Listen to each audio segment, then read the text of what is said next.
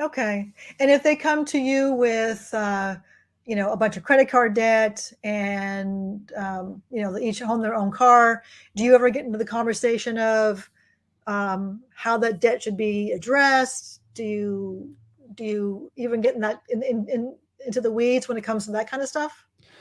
Only to the degree they ask the questions. Usually, that doesn't come up in our most amicable cases. They know how they're dividing up their assets and debts. I Okay. think what comes up a lot is the question related to will the court agree with what they have agreed to? They're concerned because if you read about community property laws, it indicates that everything's divided 50-50.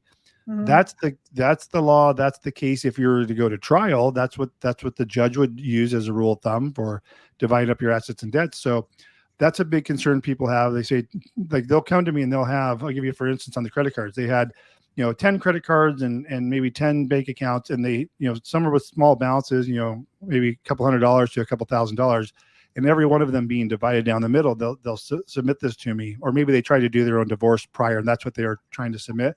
And I'll ask them, I'll say, why are you guys dividing everything kind of like this? And they said, well, that's what we thought we had to do. And the answer is no. The courts, by agreement, if the spouses agree to keep this asset or that debt, and it's not equal on paper, value wise, the courts don't get involved in looking at any level of fairness when we turn in a settlement agreement when there's a full agreement on all issues.